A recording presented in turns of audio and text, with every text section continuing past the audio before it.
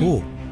Ayan yung ginamit na picture. Aba, nabighani si Mr. Stanley Long sa picture na yan. O nga naman, parang ano yung sa mga pelikula, yung mga sexy star. Di ba? Wet look. Tama, wow, wet look. O nga naman, wet look. Tapos yung buhok, ganun pa. Why did you do this to Mr. Stanley? This is not a laughing matter, Mr. Poncardas. You can go to jail for this. Bigyan mo muna ko ng translator. Translator? Don't give me that bullshit. You're trying to pull my leg. No, you can't. Kasabwat itong nasa picture. Yes po, sir. Alam niya po yan lahat. Okay. Hindi ko talaga alam, sir, na ginamit Okay. yung pangalan ko. You didn't know. Pudas ka talagang lalaki ka. You're putting the Filipino name in shame. Pinapahiya mo yung ating lahi. Si Janet Flores, kasama niya po ngayon, si Stanley Ryan Long. Naku, duduong ilong natin ito. Stanley Ryan Long na taga California, Stanley. Stanley. That's right. From California, USA. He's from California, idol. So, you have to Naku, speak. patay tayo dyan, hindi na You have idol. to speak in English now. Hindi na idol. Pass na tayo dyan. Ito na idol Rafi. Nirereklamo niya. Ang ginawa daw pong panloloko ng nakachat po niya, idol. Nagpanggap na babae, idol. Yun pala, idol, ay isa pong Becky. At nakuhanan po siya ng malaking halaga ng pera dahil sa napaniwala sa ganda na ginamit daw po na picture sa dating site. At magkano ang naloko? Ang nakuhang pera po sa kanya, mga kapatid, ay 1.3 million. Oh no! Agagay. Oh. Oy. Ayan yung ginamit na picture. Wow! Aba, nabighani si Mr. Stanley Long sa picture na yan. O nga naman, parang ano yung sa mga pelikula, yung mga sexy star. Yes. Wow! Di ba? Wet look. Tama, wow, wet look. O nga naman, wet look. Tapos yung buhok, ganun pa. Para nang aakit. Pero gusto kong mag-issue ng disclaimer. Yung picture na po yun ay hindi po yung nanloko. Okay? Para magliwanag, hindi po yung nanloloko. Nagamit lang po siguro yung litratong yun. So, doon sa babaeng may-ari ng picture na yon, kung kayo po yun, pwede kayong tumawag sa amin para magsalita kayo na ma-clear po ang name ninyo. Kasi yung picture nyo ang ginagamit sa panloloko. Alright? Naniniwala po ako na ginagamit lang po yung picture ninyo. Let's start the ball rolling. Let's talk to Mr. Stanley Ryan Long. Buti na lang may katabi siya, may translator tayo. Hindi natin mahirapan. Hello, magandang hapon po. Diyan sa California, it's 11 o'clock, right? Yes po, sir. Sir Rafi. Good morning. Buti na lang. Good morning po. Hindi na tayo dito Good afternoon. Good afternoon dito. Good evening po dyan. Hindi na tayo magka-nosebleed dito. So, Ma'am Janet, pakikwento, paano naloko itong si Sir? Paano siya nagkakilala? Si Mr. Stanley Ryan Long po, he is our friend for 10 years now. Okay. They met Evangeline and Norta in this dating website called FilipinoCupid.com. Okay. FilipinoCupid.com. Okay. And then, sometime like late April 2021, Right. my friend Stan really like into her because of her beautiful picture and also the way she put herself in the internet, because the way on her bio seems very appealing to him. Of course. We saw the picture.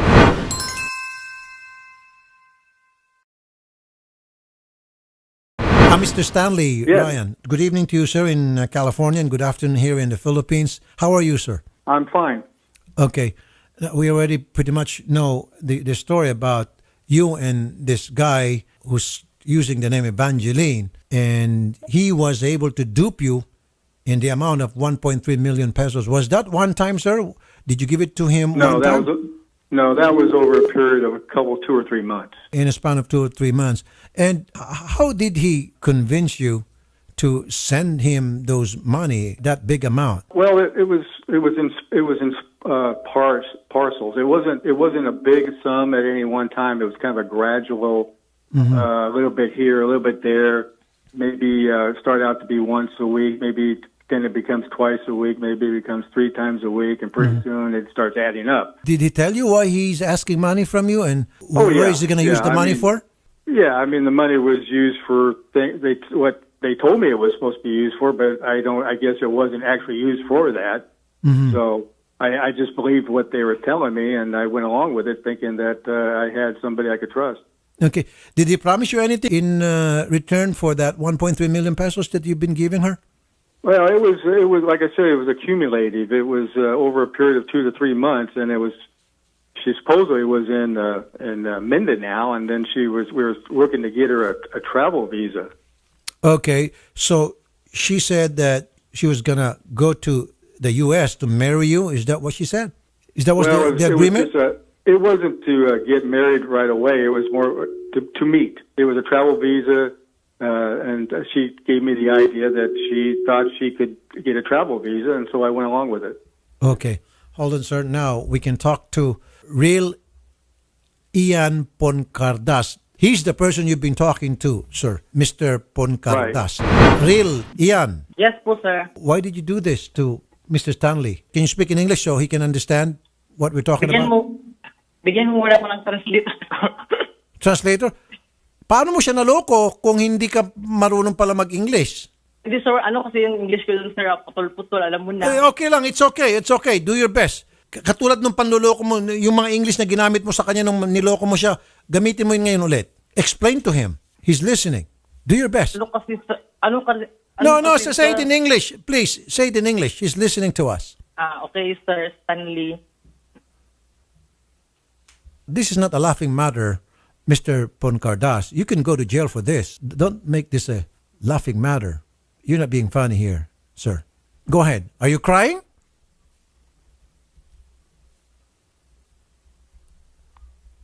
Sir Stanley, would you like to talk to this guy? Yes, I'd like to know why he took all that money that wasn't supposed to go to him. Come on.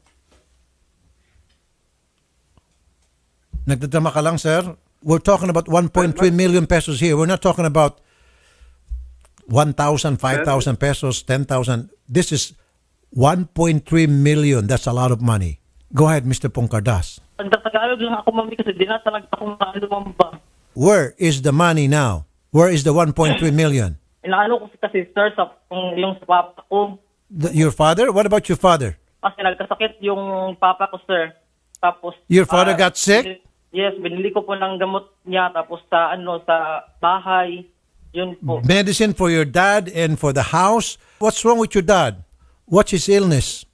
Nagkasakit po siya, sir. Masakit sa bato basta marami siyang sakit, sir. Kaya yun, binili ko ng gamot. Okay, so you bought him medicine for his kidney stone problem for 1.3 million? Come on, don't give me that bullshit. You're trying to pull my leg. No, you can't. No, you can do better than that. I'm not stupid like you, Mr. Poncardas. Come on, be honest. Come on. Totoo po, sir. Totoo po. Tapos yung iba sa bahay. Okay, so medicine for your father who has a kidney stone problem, and then for your house, what did you do about the house? What about the house? Yes, pinagawa po ng sir, pinatapos po ng bahay. You spend the money for the construction of your house? What house is this? Where's the house? Where's it located at? Sa po, sir, sa Corok 13, Alpisar, General Santos City. Now, you have to sell that house so you can refund or give it back to Mr. Stanley Ryan. Okay po, sir. So you can give it back to him. Okay po, sir. Pinos na kasi yan ng bahay para mabenta. Where did you get that picture? The picture of that pretty lady? Where did you get that? Who is that? Do you know that lady? Yes, sir. Kilala ko po siya. Yung babae, sir, pinsan yan siya ng pinsan ko.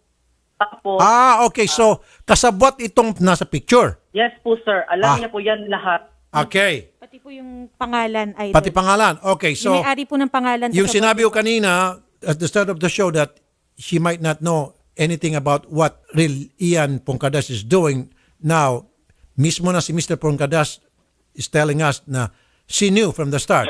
She's part of the scam. Rufa May?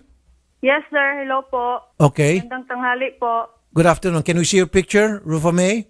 Sir, sa totoo lang po, sir, Opo, aminin ko po, ginamit niya po yung mukha ko, sir, pero yung tungkol po sa pera na 1.3 million, sir, wala po talaga akong kinalaman dyan, sir. Wala po talaga.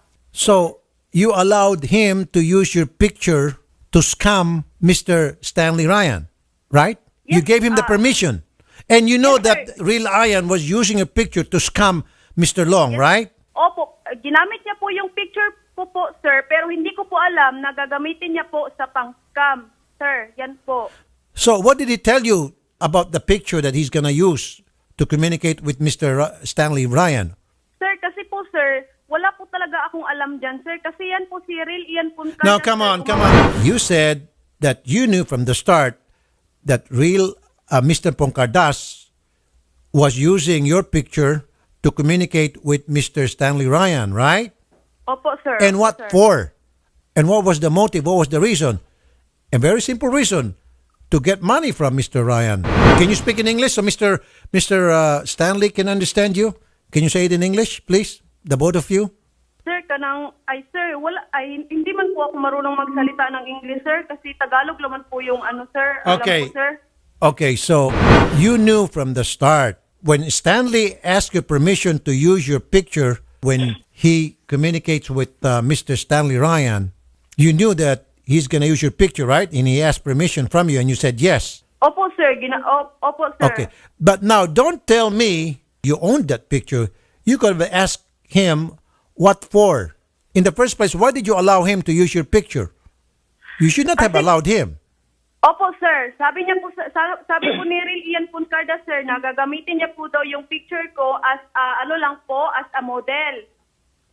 Yan po, sabi niya. No, you just told me. Why did you allow him to lie using your picture? Sir, ang alam ko lang po talaga dyan, sir. Pero po, sir, yung sa pakipag-communicate po kay Stanley, sir, si Real Puncardas na po ang nakikipag-chat dyan, sir, kasi siya po mismo gumawa ng account, sir.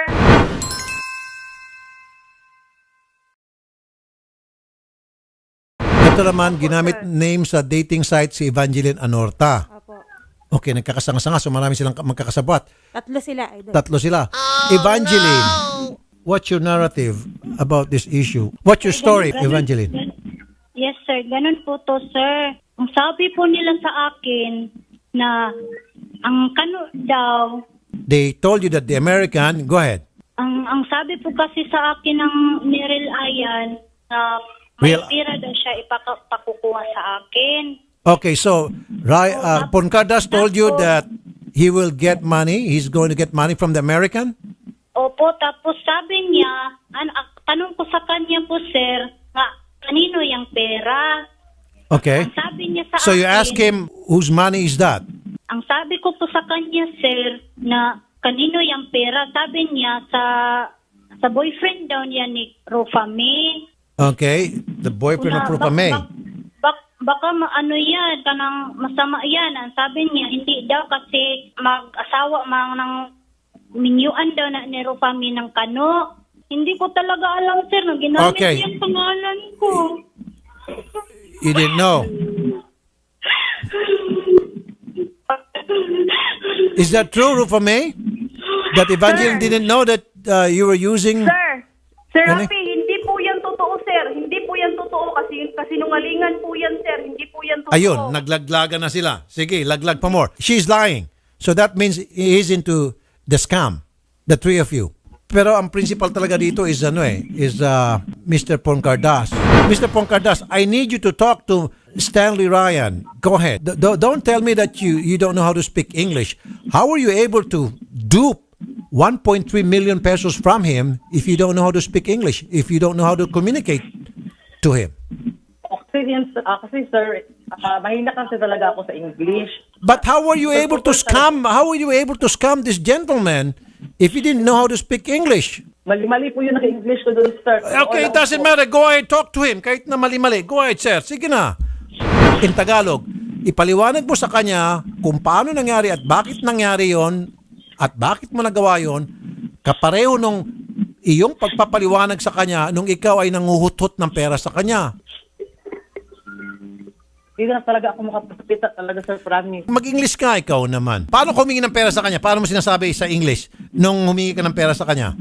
Hindi ko na talaga kaya, sir. Hindi nga, paano mo sinabi sa kanya, nung hiningan mo siya ng pera, paano mo sinabi sa kanya na, Mr. Stanley, kailangan ko ng paggamot yung tatay ko kasi may problema sa bato, kailangan ko ng paggawa ng bahay, etc. etc. Paano mo nasabi yon? Sabihin mo ngayon. O baka meron ka pang ibang kasabwat. Sabihin mo na sa amin ngayon, kumanta ka na. Wala, sir. Wala talaga. Ako lang talaga, sir. O kung ikaw na lang at wala ka na iba pang kasabwat na nagpag-communicate dito kay Sir Stanley, then sabihin mo nga. Kausapin mo siya. Hello, sir. Yes. Okay, do you recognize his voice? Is that the same voice that you've been talking to? It was all on emails. I never heard the voice. It was email. Sir, we're talking to email, sir. Through email. Yes, we're not talking a call, a telephone. Okay, email. Is that true, Stanley? Yes. Yes. Yes. Through email? No voice On call? email. Okay, email, No voice sir. call. Sir, Okay. no voice. I asked money to him about to pay my apartment, to buy food, like that. And then, yes, Apartment? he sent me. Sir Stanley, what is it that you want us to do now? Well, I'd like to have my money back if that's possible. It's not his money. It belongs to me, and it wasn't meant to go to him. Mr. Pongcardas, he wants his Yes, money sir. back. If what you're telling us is true, that you spend some of that money for the construction of your house, wherever it is, you have to sell that house. Yes po, sir. I spend the money to renovate the house and to buy my father's medicine or foods like that. Who owns that house? Sa amin po, sir. And where is it located at? What province? What city? Yes, in General Santos City. Purok 13, Alquista Canton, Apupong, General Santos City. How much is it worth? Do you know how much the property is worth? Di ko pa alam, sir. Di ko pa alam po yun, sir. Pero pwede mo ibenta yon. Opo, pwede ba yung ibenta? Dapat lang mabenta mo. Kaysa naman pag ikaw ay nakulong, bentahe ka kay Peryong at Dagol, sinisiguro ko sa'yo. Ang katapat mo lang, pumada. Nakulong ka na ba? Nakulong ka na ba? Wala pa po, sir. Oh, so okay lang ba sa'yo makulong? Gusto mo makatikim makulong? Good afternoon, Attorney Freddy Villamor. I asked Rufa May, the owner of the picture, she knew from the start that Mr. Pongcardas has been using her picture because he asked permission from her to scam the American. And then there's another person here involved. Evangeline Anorta is also a friend of Mr. Pongcardas. He has given her permission to Mr. Pongcardas to use her name in scamming Mr. Long. So my question now, are these three people liable or only Mr. Pongcardas? Well, it's very obvious, Idol Rafi, that they have committed this stealing or estafa in conspiracy with each other. When you say conspiracy, the act of one is the act of all. So if one is liable for estafa, for swindling the American, everybody is liable for it because all of them, some way, somehow participated. Okay, so all of them, all the three of them. Okay, Ma'am Rufa May, pati ikaw masasama mapreso ba? Ikaw o kining si Pongcardas o kanang si Anorta, tulo ka mo mapreso. Evangeline. Sir, hindi ko po alam, sir. Ginamit na yung pangalan ko, sir. Si Evangeline po, idol, nakakapag-withdraw daw po ito, sir, si Evangeline ng pera. Oh, Pangalan po. Sa pangalan po ni Hello, sir. Evangeline. Based on the fact that I have heard, all of them are liable because of conspiracy. They're all liable for estafa. and we're talking about 1.3 million pesos. So what's going to happen now if we're going to go to court and file a case of, is that going to be a grand scale estafa because of the amount? Well, not necessarily because of the amount. Maybe the number of participants. How many are they? Three. There are three of them. In the estafa. Three. It could be a simple case for estafa, Idol Rafi, but they are all liable because everybody participated in committing the crime. If they get convicted, how many years would they have to spend in jail, in prison? Estafa would be, I think that's more than 6 years. 6 Maybe years. 6 to 12 years. 6 to 12 years Yes. each. Yes. Mr. Pongcardas, 6 years ka gagawing syota ng mga taga Muntinlupa. Oh, natutuwa ka dahil yung pumada doon, babaha. Nako, natawa lalo to. Akala niya, Hindi, seryosohin ka na. Makukulong ka dito, Mr. Pongcardas. Ma Evangeline, wag mo sabihin na hindi ka involved. Nag-withdraw ka eh. Sir, 4 na beses po sir kasi sabi niya po. Pero Yun hindi nga sinasabi ni Atty. Villamor. The fact na nag-withdraw ka ng pera at yung perang yun ay galing kay Sir Stanley, doon pa lamang pwede ka na may consider na kasabwat talaga, conspiracy. Pero hindi po ako ang gumamit ng pera po, sir. Hindi nga ikaw gumamit ng pera, pero ikaw nag-withdraw ng pera na pinadala ni Stanley kay Pongcardas. Na alam mo yung perang nga galing sa Amerikano. Atty. Villamor. Yes, sir. Okay, did you hear what she said? She withdrew a few times from the ATM account of Mr. Pongcardas, but she knew that the money came from Stanley. Yes, she's equally liable with the others, Idol. She's liable, equally liable. Okay, that's good enough for me. Atty. Villamor, thank you very much. Good afternoon to you, sir. Okay, Ma'am Evangeline, pati ikaw mapreso. Sir, Na. hindi mo po kasi alam, sir, na ganyan ang trabaho po niya. Kausapin mo si kausapin mo si Pongcardas, kausapin mo. Hindi po, sir. Wait lang, sir. Alam po yan. Alam po yan. Alam niya yan. Sir. Yes. Yes. Yes, sir. Yes, Ian. Wala. Yan si Evangeline, sir. Wala po talaga yung alam kasi di ko po sinabi na ganyan po. Ang sa kanya lang is kumuha lang ng pera ganyan pero di niya alam na ganyan po ang trabaho ko o ganyan po ang ginawa ko. Yan, wala po yan siyang alam. Pero sir, yan nga sabi ni Atty. Villamor, the fact na nag-withdraw siya ng pera galing kay Stanley, doon nakukonek siya. Liable din siya. Ayan tuloy umiiyak. Pinahamak mo siya. Lalo ikaw Rufa May, lalo na ikaw, malaking kadiinan mo rito, diin ka rito Rufa May. Ba't ka kasi pumayag? Rufa May. Hello po, sir. Diin ka. Dalaga ka pa ba? Sir, may anak na po ako, sir. Isa. Okay, pero single mom ka?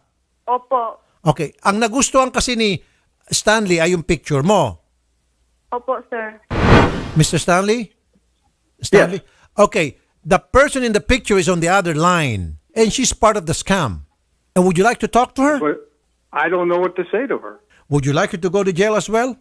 I don't like to see anybody go to jail. The thing I would like to see is somebody make an effort to give me my money back, and that would make me happy the most. That's good. That makes sense. I understand. Mr. Pongcardas, you have to return the money. Yes. You have to give it back to him. Yes. Otherwise, you and Evangeline, unfortunately, and Rufa May, the three of you, will go to jail. Will go to prison. Yes po, sir. Ibebenta po yung bahay namin, sir, at saka lupa na pinag-anuhan ko sa pera niya para may balik po sa kanya. Okay, and when is it gonna happen? When are you going to sell that property, that house? Dito po kasi, sir, di po madali ang magbenta ng bahay kasi, sir. Yes, nung una, nakita ako ni Janet, sabi niya, mas settle na talaga to, sir. Mag-down payment po ako ng 187,000 para sa Okay, well, hold on. So, my understanding is, as a sign of goodwill, you will give Mr. Stanley 100,000? 100-something thousand? Okay po, sir. Magda-down payment po ako ng 187,500 pesos. 187. Why not make it 200,000, which is pretty much $4,000 US. Kasi sa ano po kasi yun, sir, sa 25% ba yun? Basta ganun. Tapos ang naano ko lang na pera, sir, ang naipon is 50,000 pesos. Hold on. So you have in your bank account right now is 187,000 pesos. Di po ako nakabuo ng 187,000, sir. Ang nabuo ko lang po is 50,000 pesos. Nandito po sa akin ng 50,000 pesos, sir. Di ko po yun ginastos. Can you show me? Can I see? Can I see your 50,000? Where is it? Sir? Nasa GCash po, sir. So you have 50,000. Okay, this is what I want you to do. As a sign of goodwill, go ahead and send that 50,000 pesos back to Stanley. Po, sir? Yan kasi si Janet, sir, yung friend ni Stanley. No. Wag mo na pahabain pa. kailangan gumawa ka na ng paraan, yung 50,000, ibalik mo na muna kay Stanley dahil kapag hindi mo ginawa yan, then magkakaso kami. Kakasuhan ka namin. Di kasi papayag si Janet, sir. Kung 50,000 pesos lang, kailangan 187,000. Okay. Oh, hold on. So, Janet, is it true that you want 187,000 and not 50,000 as down payment? Because Stanley settled, we had an agreement na po. We had an agreement, and from 1.3 million, it's down to 750,000 pesos. Okay. Well, Yes. then, Evangeline and Rufa May, you have to convince Mr. Poncardas to send the 187. Otherwise, we're gonna file a case against you, the three of you. Opo, sir. Opo. Kumbinsin mo na. Sige na, magsalita ka na. Pagsulti na good, Rupa May. Kanang palihog lang, bayarin na lang na ang karang na-scam ni mo kaysa tinuod lang. Wala jud ko'y kalibutan anang 1.3 million. Maluoy pod ka kay napod ko'y anak nga, napod ko'y batang gamay. Di pod ko gusto makulong kay. Mawakat, meron akong maliit na anak, 1.3 million. Kay bago lang po namatay akong papa, maluoy pod ka. Mas bayarin na lang. Kamamatay lang ng tatay ko, na. bayaran mo na, sabi niya. Yan lang po masabi ko, sir. Okay. Mr. Poncardas, Opo, sir. are you a drug addict? Are you taking drugs? No, sir.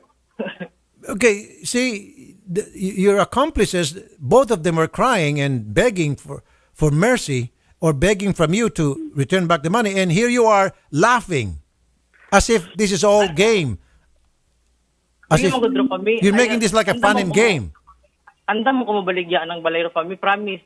Labi na ko na i-post sabi ko na sa Facebook ang balay. Tapos, wala pag mo palit. Kay andam na bed ko mabayad na Rupa May. Diba, nag-anak ko sa imuha, settle na to ni, tapos naanak mo gusto si Janet, na kailangan 187,000. Okay. Mr. Poncardas, when are you gonna give Mr. Stanley the 187,000? That has already been agreed upon. Yan po kasi, sir, 50,000 lang po kasi ang naipon ko, sir. Kasuhan ka na lang namin. Wait lang, sir. 50,000 lang kasi ang pera nandito sa akin, sir. Okay for you? He said, sir, Yes. as long as he paid the rest of it, Okay. he will accept the 50,000 pesos. Okay. All right. Now, Mr. Poncardas, when are you going to send the 50,000 pesos? Okay Wait. po, sir. Baka po, sir, next week, sir. Next week? Come on. Why next week? Why not tomorrow? Hindi, sir, kasi po kasi, sir, sa GCash, tapos nandun sa PayPal, sir. Ay, niluloko mo kami. Hudas Hindi po, kang. sir. Hudas Hindi ka po, sir, talagang promise. lalaki ka. Hindi po, sir. Hindi po ako nanloko, sir. Kung nandyan lang sa GCash yung 50,000, di withdraw mo na agad-agad tomorrow. Ba't pa kailangan next week? Ano pa lang ngayon? Merkules pa lang ngayon. Ang GCash po kasi, sir, ang withdraw mo lang araw-araw, sir, is 20,000 pesos. Di na Sige, 20,000 pesos araw-araw. So, 20,000 today, Wednesday, 20,000 Thursday, and then 20,000 Saturday, sobra-sobra na. By Friday, buo na yan. Okay po, sir. Sige po, sir. So, gusto ko by Friday, pinadala mo na yung pera kay Stanley. Okay po, sir. Sige. So, Friday. Opo. Dahil kung hindi, papaskil namin yung mga litrato mo. Okay, sige po, sir. Okay, Mr. Stanley, he's going to send on Friday the 50,000 pesos. Sounds good. Attorney Villamor. Yes, sir. Yes, Doon sir. sa kasulatan, pwede na ba ito sila sa barangay o Pwede naman yung Pilipino nandito sa barangay dito sa barangay natin gagawa niya ng statement ng pipirmahan niya doon. At least meron na siyang undertaking na sinasabi natin. On the part of on the part of the American complainant, I suggest na just in case lang para kung sakaling just in case he would want to pursue it and this Filipino respondent, ito pong inireklamo hindi magtupad, he should already have a complaint notarized before a notary public in the U.S. as long as it is what we call now apostilled. Nowadays, you don't have to go to the consular office to have it consularized. There is now a procedure, there is a treaty wherein these participating countries, they could already go to a notary public and all that they need from the notary public is what we call an apostille. Okay. Yun po ang bagong proseso ngayon. posting at tawag natin. And then after that, so pwede nang... At least meron na siyang complaint na pwede na nating, we can already represent him here, we can already file the complaint here in the Philippines. Ayun. Okay. Sige. Salamat ulit, Attorney Villamor. Yes, sir. Freddy Opo. Villamor. Mr. Pocardas, Friday, Yes, sir. you send Mr. Stanley Long the 50,000 pesos, that's $1,000 or more, okay? And then, sir. where you at? Nandito po sa ano sir, sa boarding house po, sa apartment po sir. Sa Jensan. Okay. Opo. We will call the barangay captain in your locality, the nearest the barangay where you are, and talk to the chairman so that you will sign an agreement, okay? Okay, sir. That you will pay Mr. Stanley the balance after 50,000, and then as to the date and the duration or the terms, everything, it has to be agreed upon between you and Stanley, okay? Okay, sir. Stanley, don't hang up. Okay, after this, I'm going to talk to you about how the money is going to be sent to you, and then the terms and agreement about the balance, how he should pay it up. Okay? Mr. Stanley? Yes. Mr. Poncardas, Yes po sir. don't ever do this to us. Give us that smirk and that laugh like you think this is funny. No, this ain't funny. You're putting the Filipino name in shame. Pinapahiya mo yung ating lahi. Maraming mga mababait na mga Pilipino doon maapektuhan dahil sa kabalastugan mo. Okay? Sige. Friday, 50,000. Sir Stanley, we'll call you back on Friday to make sure that you already received that money. Okay, sir? Okay. Thank you, Mr. Stanley. Nice talking to you, sir. Thank you. Ma'am Janet, maraming salamat po sa inyong tulong. Tinutulungan niyo po itong si Sir Stanley. Oh, no problem po, Sir Tulfo. Thank you so much din po. Dahil po sa inyo, makakabawi po tayo mga Pilipino sa mga foreigners, sa mga Amerikano dyan. Malaking bagay itong ginagawa Yes, nyo. sir. Mabuhay ho kayo, Ma'am Janet. Ingat po kayo, Ma'am Janet. Thank you po. Ingat po, Sir Tulfo. God bless po.